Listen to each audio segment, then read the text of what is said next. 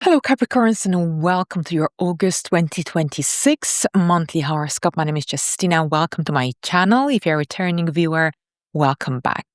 Alright, so today we are going to look at some of the most important events happening in the month of August, and I'll tell you how they may influence your ascendant sign, also called the rising sign, on a deeper level. I follow Western astrology tropical zodiac, and these horoscopes are most accurate for your rising sign. However, you can also watch them for your moon sign or your sun sign if you wish, just to get a bigger picture and a wider perspective upon your life. So welcome. All right, so we start with Chiron, the wounded healer, stationed in retrograde in the sign of Taurus at 0 degrees.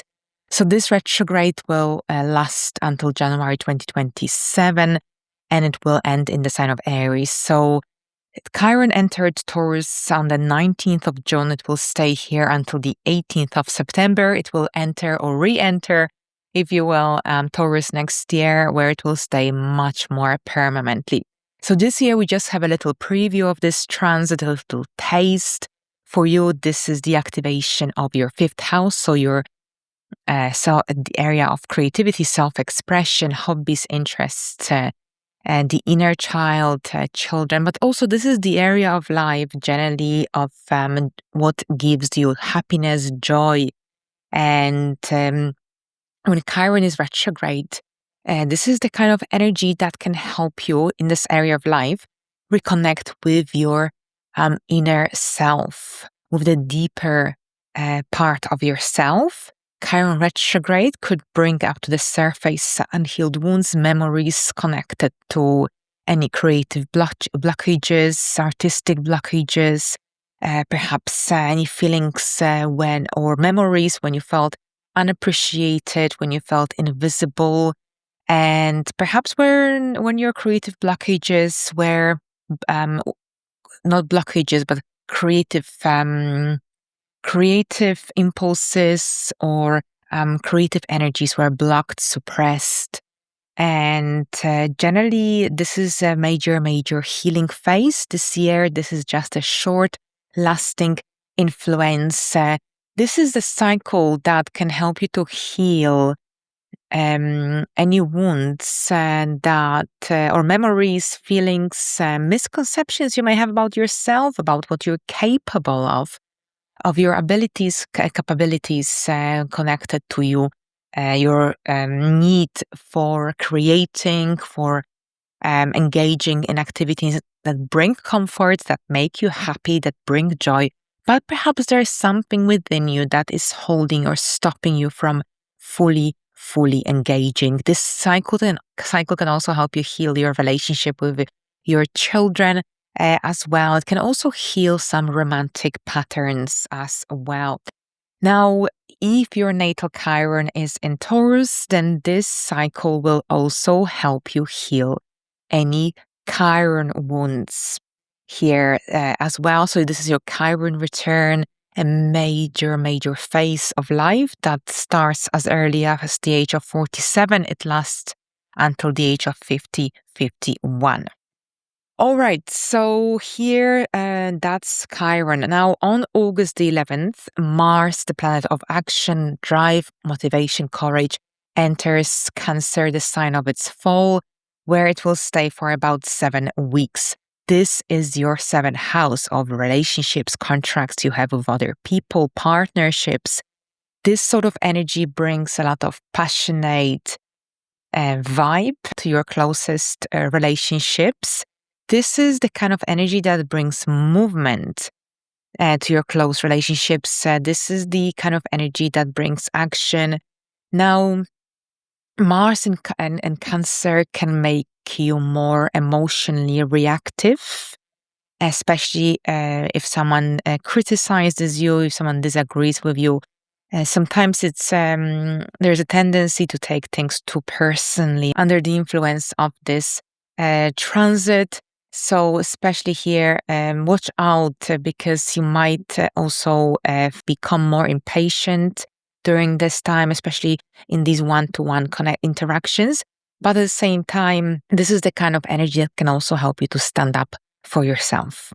It can also make you more confident in the one-to-one dealings. It can make you more outspoken, more assertive as well. Watch out also because during this duration of this transit, any issues within that one-to-one relationships dynamics could resurface around this time.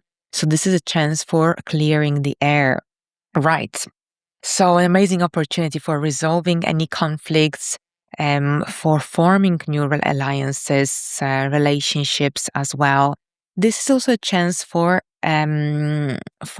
generally introducing a healthier dynamic in your one-to-one connections, relationships. Now, on August the 12th, we've got a solar eclipse in the sign of Leo, and that's around the 20th degree on the 12th of August in your 8th house. So with this cycle of eclipses, which started in February 2026, it will last until early 2028. This cycle will activate your financial houses, your second house, which was already activated in February with the solar eclipse in Aquarius, and now with the Leo Solar Eclipse in August, on August the 12th, in your 8th house. So this is a very deep and profound energy. The solar eclipse will be connected to the South Node, which will be transiting your 8th house at this point as well, as of July the 26th, along with the North Node transiting your second house of your own income, finances, resources. The 8th house deals with other people's money, resources. So with the eclipse in the 8th house, this could be connected to some kind of financial support or emotional support that comes through others, through third parties. But at the same time, this could be a brand new chapter in the area of investments.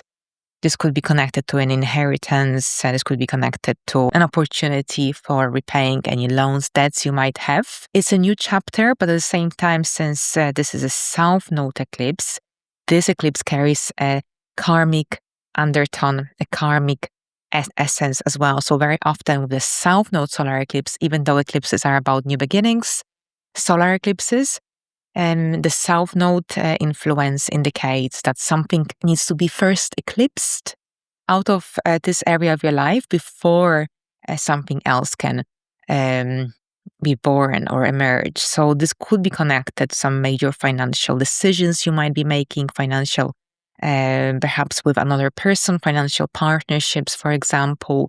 Here, watch out for any power struggles, issues of trust and control, which could be more prominent than usual during this time. But at the same time, this is a chance for you for restructuring your finances, for paying off any debts you may have or credit card, for example. This could be a time when you might receive some financial support from, for example, from the government, for instance, or this could be related to an insurance, health insurance.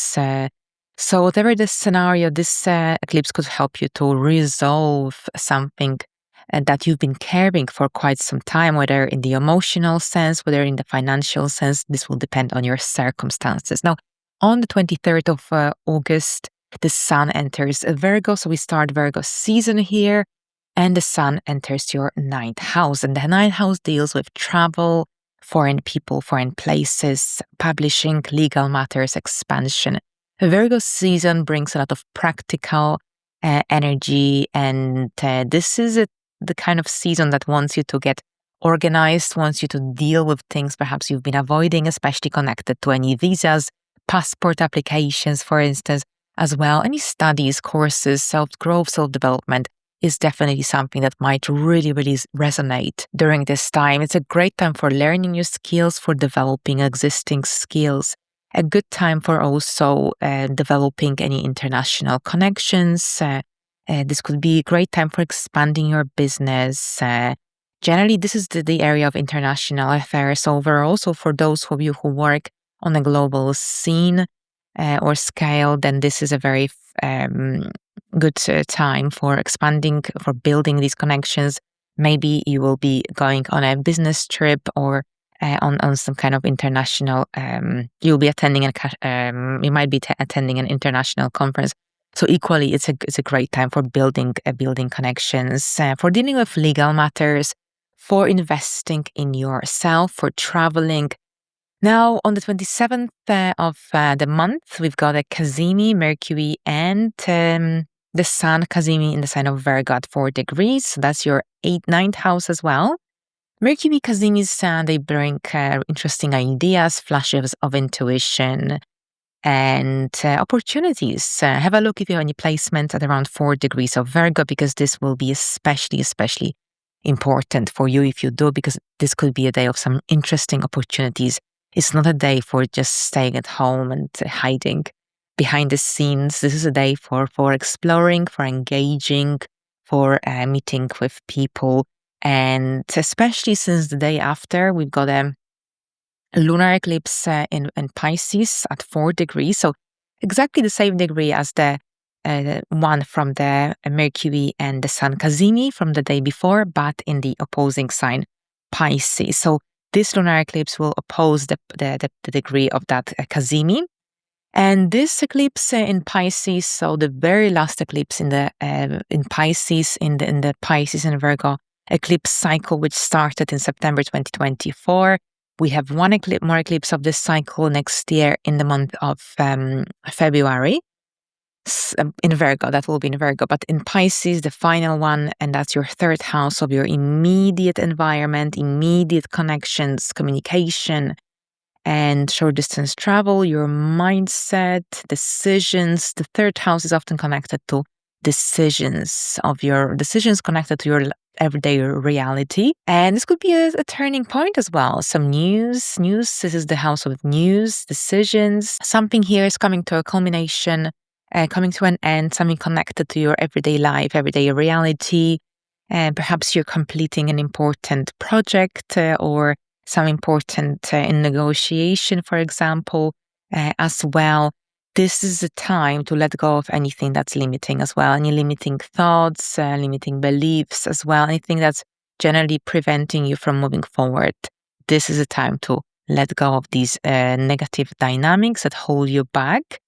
Now, the same time with the Mercury Cazimi point degree being activated during this time as well. This could be connected to some news that may arrive from far away, or perhaps some legal matters, educational opportunity that may perhaps influence your decision at this time. So be mindful also of any misunderstandings. These are the communication houses that are activated. Ask questions if something feels unclear or seems unclear. Pisces can bring illusion, confusion, and especially since the dispositor of this eclipse, Neptune, the modern ruler, is retrograde at this time as well. So here, even though with the retrograde phase of Neptune, we can see things more clearly, but still, this could also be that you might be dealing with an ongoing matter, something that it's likely that it is something ongoing, not something necessarily fully new, brand new, because it's a lunar eclipse, so it would have been connected to a new moon that would have occurred around 18 months prior. So as you can see, this eclipse brings a certain degree of shift in your perspective, perhaps a new direction as well, and changes to your mindset as well. So thank you so much, Capricorns. I wish you a pleasant month ahead, and until the next time, bye for now.